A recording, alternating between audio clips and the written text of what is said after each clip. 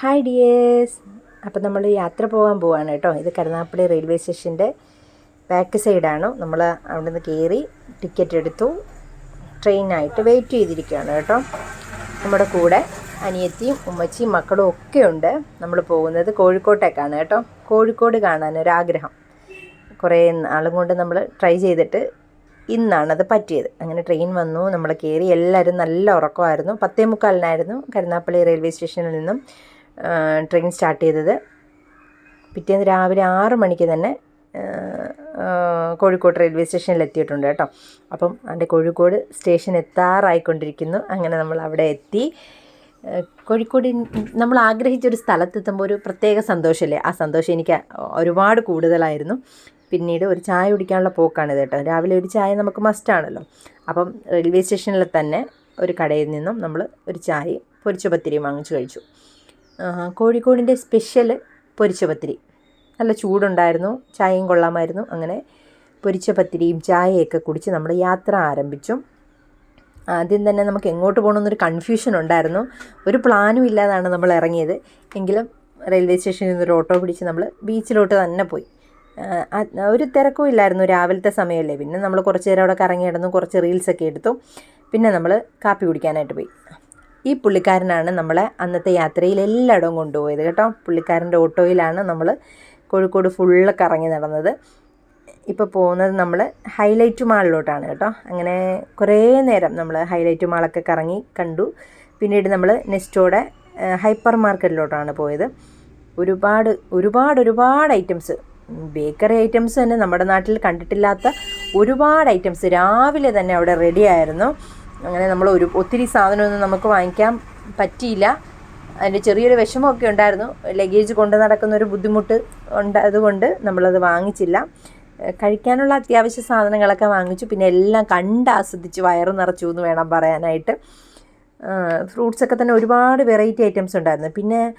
പിന്നെ അവിടെ കണ്ടതാണ് ഒരുപാട് വെറൈറ്റി, എണ്ണി തിട്ടപ്പെടുത്തിയില്ല എന്ന് വേണം പറയാനായിട്ട്. ഒത്തിരി ഐറ്റംസ് അവിടെ, വിവിധ തരത്തിലുള്ളൊരു ഈത്തപ്പഴ മേള തന്നെ നടക്കുമായിരുന്നു. അഫോർഡബിൾ റേറ്റ് ആയിരുന്നു, നമ്മൾ വാങ്ങിക്കാൻ പറ്റിയില്ല. പിന്നെ അതൊക്കെ കഴിഞ്ഞ് നമ്മൾ നെക്സ്റ്റോടെ ഹൈപ്പർ മാർക്കറ്റിൽ നിന്ന് ഇറങ്ങി കുറച്ച് ഗെയിമൊക്കെ കുട്ടികൾ കളിച്ചു. അത് കഴിഞ്ഞിട്ട് നമ്മൾ പിന്നീട് ലുലു മോളിൽ പോയി കുറേ നേരം അവിടെയും കറങ്ങി തിരിഞ്ഞ് നടന്നു. പിന്നെ നമ്മൾ പ്ലാനറ്റോറിയം പോയിട്ടുണ്ടായിരുന്നു, വേറൊരു ബീച്ചിലും പോയിട്ടുണ്ടായിരുന്നു. ആ വീഡിയോ മിസ്സായി. പിന്നെ നമ്മൾ മിഠായി തെരുവിൽ കുറേ നേരം നമ്മൾ സ്പെൻഡ് ചെയ്തു കേട്ടോ. അതൊക്കെ കഴിഞ്ഞിട്ട് നമ്മളൊരു ഐസ്ക്രീമൊക്കെ കുടിച്ച് വീണ്ടും നമ്മുടെ മെയിൻ ആയിട്ടുള്ള സ്ഥലത്ത് രാത്രികാല കാഴ്ചകൾ ആസ്വദിക്കാനായിട്ട് നമ്മൾ കോഴിക്കോട് ബീച്ചിലേക്ക് തിരിച്ചെത്തി. ഞാൻ രാവിലെ വന്നപ്പം ഒറ്റ കച്ചവടക്കാരെ പോലും അവിടെ ഇല്ലായിരുന്നു. തിരിച്ചു വന്നപ്പം ബീച്ചിലെ എണ്ണി തിട്ടപ്പെടുത്താൻ പറ്റാത്ത അത്രയും കച്ചവടക്കാരായിരുന്നു അവിടെ. അങ്ങനെ കോഴിക്കോട് വന്ന ഐസ്വരത്തി കഴിക്കാതെ പോകുന്ന ആരുമില്ലല്ലോ. അപ്പോൾ ഫസ്റ്റ് ട്രൈ ആയിട്ടുള്ള നമ്മുടെ ഐസ്വരത്തി, പ്രത്യേകിച്ചൊന്നുമില്ല, കുറച്ച് ഐസ് ചുരണ്ടിയിട്ടിട്ട് ഷുഗർ സിറപ്പും ഉപ്പിലിട്ട മാങ്ങയും ബീട്രൂട്ടും കുറച്ച് ടൂട്ടി ഫ്രൂട്ടിയും കടലയും കസ്കസൊക്കെ ഇട്ട് തരുന്ന സംഭവമാണ്. കൊള്ളായിരുന്നു. പിന്നെ നമ്മൾ എപ്പോഴും വാങ്ങി കഴിക്കാൻ തോന്നില്ല, ജസ്റ്റ് ഒരു പുതുമയ്ക്ക് വേണ്ടിയിട്ട് വാങ്ങി കഴിക്കുന്നു, അത്രയേ ഉള്ളൂ നമ്മൾ. പിന്നെ അവിടുത്തെ ഉപ്പിലിട്ടത്, അവിടെ മൊത്തം ഏത് കച്ചവടക്കാരുടെ സ്ഥാപനത്തിൽ കണ്ടാലും ഈ ഉപ്പിലിട്ടതാണ് അവിടെ മൊത്തം. എന്തെല്ലാം സാധനങ്ങളുണ്ടോ അതെല്ലാം വാരി ഉപ്പിലിട്ട് വെച്ചിട്ടുണ്ട്. അതിൻ്റെ കൂടെ ഒരു മസാലയുണ്ട് കേട്ടോ. അത് നല്ല ടേസ്റ്റ് ഉണ്ടായിരുന്നു. അങ്ങനെ അതൊക്കെ കഴിഞ്ഞ് ഒരു ചായ കുടിക്കാമെന്ന് കരുതി പോയി. അവിടുത്തെ സ്പെഷ്യലായിട്ടുള്ള കല്ലുമ്മക്കായ പൊരിച്ചതും കൂന്തൽ നിറച്ചതും നമ്മൾ ട്രൈ ചെയ്തു. പിന്നെ കാടമുട്ട റോസ്റ്റും ട്രൈ ചെയ്തു. അവരുടെ മസാല ബോണ്ടയും ട്രൈ ചെയ്തു.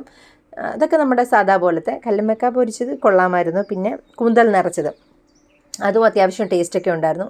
ഒരെണ്ണത്തിന് 150 രൂപയാണ് അവർ റേറ്റ്, ഒരു കൂന്തൽ നിറച്ചതിന് കേട്ടോ. ഇനി ഇത് ഇളക്കിയെടുക്കുന്ന ഒരു ഇച്ചിരി പാടാണെങ്കിലും ടേസ്റ്റ് ഉണ്ടായിരുന്നു, ഇഷ്ടപ്പെട്ടു. പിന്നെ നമ്മൾ രാത്രിയിലെ കാഴ്ചകളെല്ലാം കണ്ട് ഒരുപാട് മനുഷ്യരെ നമ്മൾ പരിചയപ്പെട്ടു. വളരെ നല്ല മനുഷ്യർ, ഒരുപാട് സന്തോഷം. അങ്ങനെ ഒരു ആഗ്രഹ സഫലീകരണം നടന്നതിൻ്റെ സന്തോഷത്തിൽ നമ്മുടെ സന്തോഷത്തോടെ തിരിച്ചു. വീഡിയോ ഇഷ്ടമായെങ്കിൽ ലൈക്ക് ചെയ്യണേ. ലൈക്ക് ചെയ്യണേ. എല്ലാവർക്കും bye bye. Okay see you. Bye bye. Okay see you. By.